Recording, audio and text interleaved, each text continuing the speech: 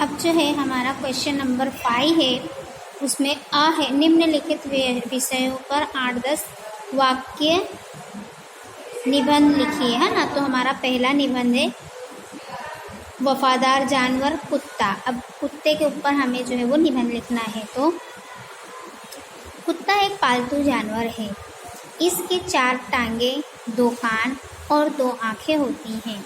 इसकी पूंछ टेढ़ी होती है। इसका रंग लाल, सफ़ेद, काला या चितकबरा होता है। कुत्ते को रोटी और मांस बहुत पसंद है। फिर दूसरा पैराग्राफ, कुत्ता घर की रखवाली करता है। अनजान आदमी को देखते ही वह भौंकने लगता है। चोर या अपराधी का पता लगाने में कुत्ता पुलिस की मदद करता है। किसी वस्तु या व्यक्ति को सूंघकर पहचानने का कुत्ते में अनोखी शक्ति होती है। चरवाहे जंगल में पशुओं को चराते समय इसको साथ रखते हैं। बंजारे और शिकारी भी इसकी मदद लेते हैं। कुत्ते के बच्चे को पिल्ला कहते हैं। पिल्ले देखने में बहुत प्यारे लगते हैं। छोटे बच्चे पिल्लों के साथ खेलते हैं। पालतू कुत्ता अपने मालिक को बहुत चाहता है। यह मालिक के लिए अपनी जान तक दे देता है। सचमुच कुत्ता एक वफादार और समझदार जानवर है। फिर हमारा दूसरा है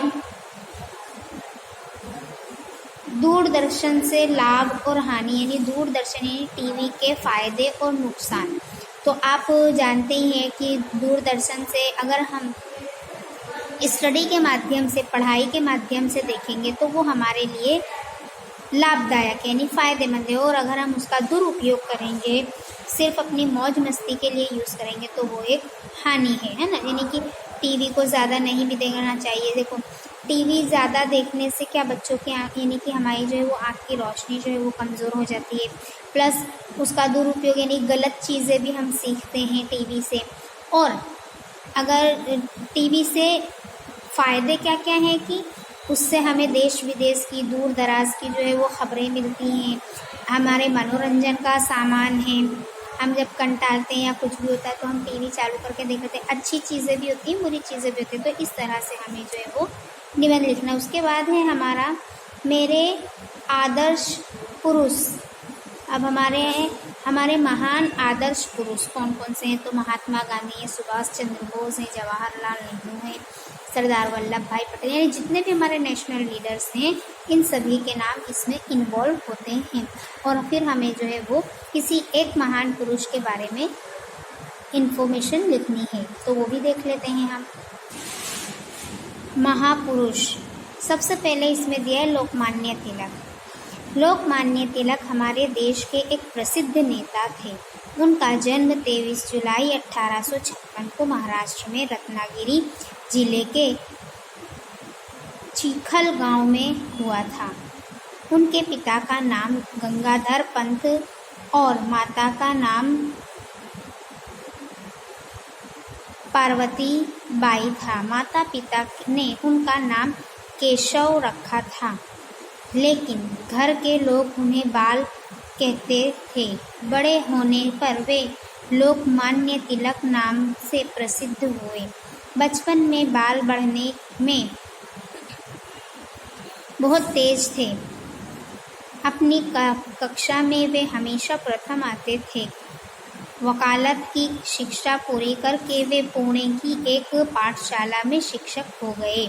उन दिनों देश में स्वाधीनता आंदोलन चल रहा था। तिलक भी इसमें शामिल हो गए। देश की स्वतंत्रता के लिए उन्होंने बहुत काम किया। उन्होंने हमें यह नारा दिया, स्वराज हमारा जन्मसिद्ध अधिकार है। महाराष्ट्र में गणोत्सव की शुरुआत तिलक जी ने ही की थी। स्वाधीनता के लिए देश को जागरूक करने में लोकमान्य तिलक का बहुत बड़ा हाथ है। 31 जुलाई 1920 को उनका स्वर्गवास हुआ। ये हमारे पहले महान पुरुष थे। उसके बाद हमारे राष्ट्रपिता महात्मा गांधी के बारे में हम देख लेते हैं।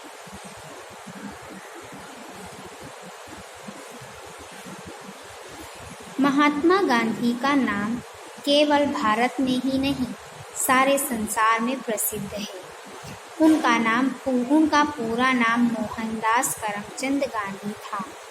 उनकी माता का नाम पुतलीबाई था। उनका जन्म गुजरात के पोरबंदर शहर में 2 अक्टूबर 1869 को हुआ था। उनकी प्रारंभिक शिक्षा राजकोट में हुई। फिर वे इंग्लैंड जाकर बैरिस्टर बने। बैरिस्टर यानी वकील। गांधी जी ने भारत में अंग्रेज सरकार के अत्याचारों के विरुद्ध सत्याग्रह आंदोलन चलाया। गांधी जी के प्रयत्नों से सदियों से गुलामी भोगने वाले भारत को स्वतंत्रता मिली। गांधी जी ने हिंदुओं और मुसलमानों की एकता के लिए काम किया। उन्होंने हरिजनों की दुर्दशा सुधारने के लिए भरसक प्रयत्न किए। उन्होंने खादी प्रचार, ग्राम सुधार, स्त्री शिक्षा जैसे कई महत्वपूर्ण कार्य किए। उन्होंने जीवन भर हमारे देश की सेवा की, इसीलिए वे हमारे देश के राष्ट्रपिता कहलाए। गांधी जी सत्य, प्रेम और अहिंसा के पुजारी थे। वे सरलता और सादगी की मूर्ति थे। वे बच्चों को बहुत प्यार करते थे। 30 जनवरी 1948 के दिन एक भारतवासी ने गांधी जी की हत्या कर दी। मरते समय गांधी जी के मुख से हे राम शब्द निकला था। आज गांधी जी हमारे बीच नहीं हैं, फिर भी उनके महान कार्य हमें हमेशा प्रेरणा देते रहेंगे। उसके बाद जो है ये हमारे निबंध लेखन हो गए, है ना। आपको कोई एक निबंध लिखना होगा। उसके बाद हमारी जो आती है वो है कहानी लिखना है। इसके बाद है प्रश्न 5 का ब। आ में हमको निबंध लिखना है जो 8 मार्क्स के हैं। उसके बाद हमें कहानी लिखना है, वो 4 मार्क्स की है। देखो, निम्नलिखित रूपरेखा के आधार पर कहानी लिखकर उसे उचित शीर्षक और सीख दीजिए। यानी हमें जो है ये पॉइंट दिया है और इसके ऊपर से हमें कहानी लिखना है और कहानी लिखने के बाद उसका शीर्षक यानी हेडिंग देना है और उससे हमें उस कहानी से हमें क्या सीख मिली वो भी हमें लिखना है। तो हमारी फर्स्ट कहानी है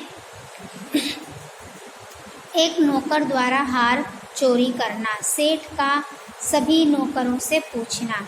किसी का चोरी कबूल ना करना। सेठ द्वारा युक्ति करना। प्रत्येक को 7 इंच की लकड़ी देना। जादू की छड़ी होने का कहना। दूसरे दिन दिखाने को कहना। चोर की लाठी 1 इंच बढ़ जाएगी। घर जाकर हार चुराने वाले नौकर का 1 इंच लकड़ी काटना। दूसरे दिन चोर का पकड़ा जाना। सी यानी कि हमें ये पॉइंट दिए हैं, इसके ऊपर से हमें जो है वो कहानी लिखना है। तो एक सुंदरवन नगर रहता है। मेरी कहानी, हम इस कहानी को क्या नाम देंगे? सेठ की चतुराई, क्योंकि उसने बहुत चतुराई से जो है वो पता लगाया कि हार किसने चुराया था। तो हम अब लिखेंगे कहानी। सुंदर नगर में माणिक चंद नाम का एक सेठ रहता था। उसके घर में कई नौकर चाकर थे। एक दिन सेठानी अपना कीमती हार मेज पर ही रखकर किसी काम से चली गई। एक नौकर ने मौका देखा और हार ले लिया। सेठानी लौटकर आई तो मेज पर हार ना देखकर सन्न रह गई। उसने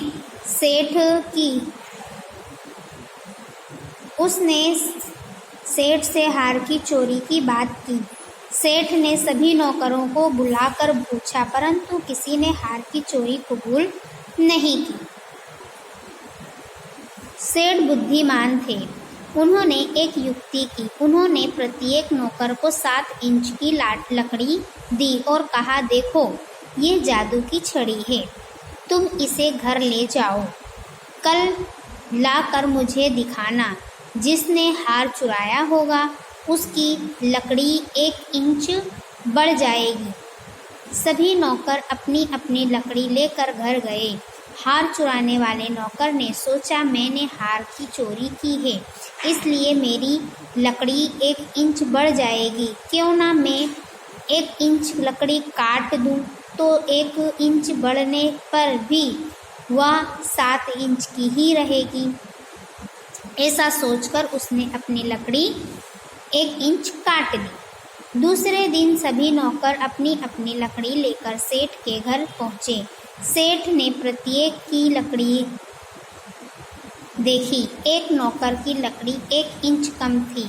जरा सा धमकाने पर उसने चोरी कबूल कर ली। सेठ ने उससे हार वापस लिया और उसे नौकरी से निकाल दिया। अब इस कहानी से हमें क्या सीख मिलती है? तो इस तरह सेठ ने युक्ति से हार को चुराने वाले नौकर को पकड़ा, यानी कि हमेशा समझदारी से ही काम लेना चाहिए। ये थी हमारी पहली कहानी। अब दूसरी कहानी है। दूसरी है एक चरवाहा जंगल में बकरियां चराने जाना। एक बकरी का दूर चले जाना, भेड़िए का आना, बकरी को खाने की इच्छा, बकरी का गाना गाने की इच्छा, में करना, आवाज़ सुनकर चरवाहे का लाठी लेकर आना, भेड़िए का भाग जाना और बकरी की जान बच जाना। अब इस कहानी का हमें क्या शीर्षक देंगे हम कि चतुर बकरी। देखो, एक गडरिया यानी एक चरवाहा, हम यहाँ चरवाहा भी लिख सकते हैं, इसमें गडरिया दिया हुआ है। तो एक चरवाहा था। एक दिन वह अपनी बकरियों को जंगल में ले गया। वहाँ बकरियां चरने लगीं। चरवाहा आराम करने लगा। एक बकरी जंगल में दूर चली गई। वहाँ कहीं से एक भेड़िया आ पहुँचा। उसने बकरी से कहा, मैं तुझे खाऊंगा। बकरी बोली, तुम मुझे भले ही खा लेना, लेकिन पहले मेरा गाना तो सुन लो।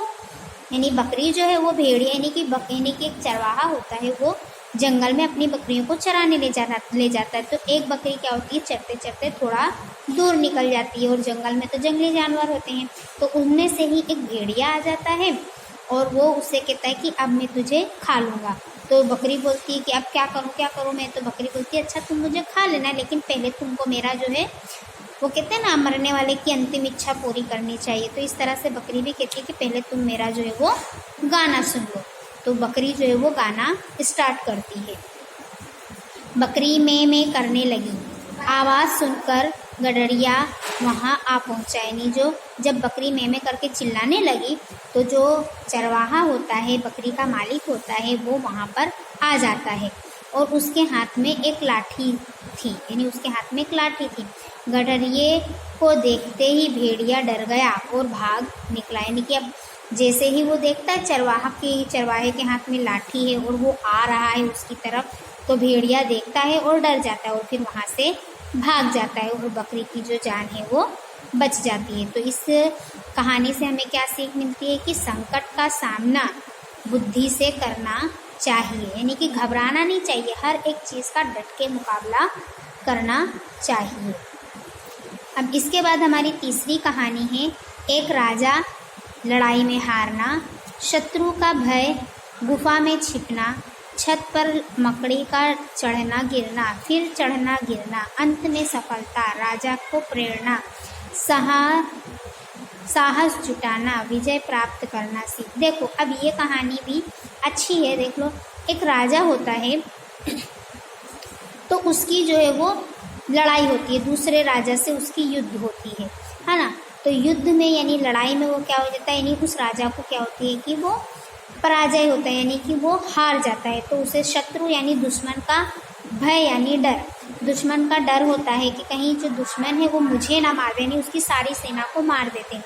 फिर वो गुफा में, एक गुफा मिलती है रास्ते में, तो वो गुफा में जाकर छुप जाता है। अब वो लेटे रहता है, हम लेटते तो हमें हमारे ऊपर छत दिखती है। तो इस तरह गुफा की छत पर वो देखता है, नहीं डर जाता है बहुत कि अब मैं क्या करूँगा, कैसे इन सेनाओं का मैं सामना करूँगा, मेरे सारे सेना तो मर गई है, मैं अकेले कैसे करूँगा।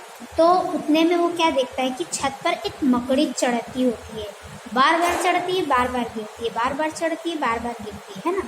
तो जब ये देखता है फिर अंत में वो मकड़ी को क्या बोलते सफलता मिल जाती है, यानी वो अपने मंजिल तक पहुंच जाती है। तो जब राजा ये देखता है तो उसे प्रेरणा मिलती है, उसे क्या मिलता है, साहस मिलता है कि जब ये इतनी सी मकड़ी मेहनत बार बार करती तो उसको जब सफलता प्राप्त हो सकती है, तो मैं भी मेहनत करूँगा, मैं भी बार बार प्रयत्न करूँगा तो मुझे भी जो है वो सफलता मिलेगी। तो साहस देने की फिर राजा के अंदर एक जोश, एक जुनून आ जाता है और वो अपना साहस जुटाता है और फिर क्या करता है, वापस से उसी राजा के साथ जंग करता है। और फिर जब जंग करता है तो उसे भी विजय यानी कि जीत हासिल होती है। अब इससे हमें क्या सीख मिलती कि हमें कभी भी हार कर बैठना नहीं चाहिए, हमेशा जो है वो मेहनत श्रम करते रहना चाहिए। तो यहाँ इस कहानी का हम क्या शीर्षक देंगे कि कोशिश करने वालों की हार नहीं होती, है ना। तो ये थी हमारी कहानी लेखन।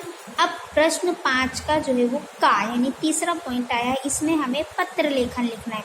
तो हमें 3 पत्र दिए हैं। एक में है कक्षा में सर्वप्रथम आने पर सखी को अभिनंदन पत्र लिखना, यानी कि कक्षा में यानी क्लास में फर्स्ट नंबर आए हैं तो उसकी जो है हम खुशी जताते हुए हमारी सहेली को हम लेटर लिखेंगे। दूसरा है मोबाइल से हानि और लाभ हानि दर्शाता हुआ पत्र अपने मित्र को लिखना है। और तीसरा है मानव जीवन में सफाई का महत्व दर्शाता हुआ पत्र अपनी सखी को लिखिए। अब सबसे पहला है कक्षा में सर्वप्रथम आने पर सखी को अभिनंदन पत्र लिखिए। देखो सबसे पहले तो निबंध लेखन में हमें कोई एड्रेस लिखने की ज़रूरत नहीं थी, लेकिन हम जब किसी को लेटर लिखते हैं, पत्र लिखते हैं, तो हम जिसको लिख रहे हैं सबसे पहले उसका जो है वो इस साइड पर पता हम लिखेंगे, है ना। तो यहाँ पता लिखा और फिर जिसको लिखते हैं फिर वो हमारी पूरी बातचीत इस तरह से हम लिखते हैं पैराग्राफ में। एक कला निकेतन, सयाजीगंज, बड़ौदा 390001, दिनांक 5/11/2008। यानी कि ये लेटर 2008 को लिखा गया है कि जब कोई यानी कि अपनी कक्षा में वो फर्स्ट आए तो अपनी सहेली को लेटर लिखते हैं। अब दूसरी साइड पे हम जिसको लेटर लिख रहे हैं उसको हम नमस्कार या जो भी हम लिखते हैं वो लिखेंगे। तो यहाँ लिखा है ना, प्रिय सखी लता, सप्रेम नमस्कार। कई दिनों के बाद आज तुम्हारा पत्र मिला।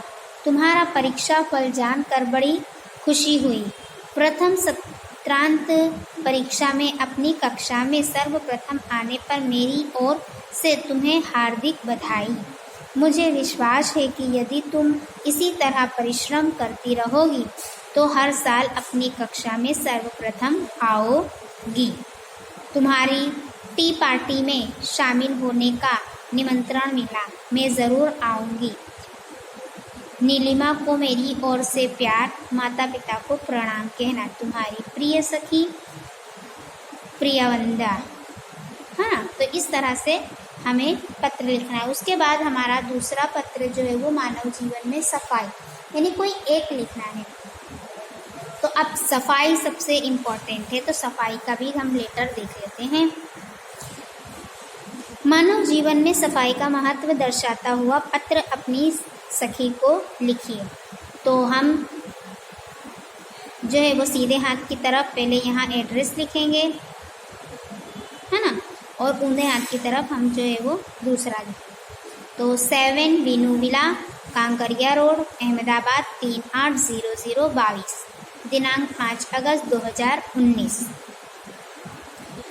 प्रिय सखी मानवी, सप्रेम नमस्कार। यहाँ तक हमारा हो गया।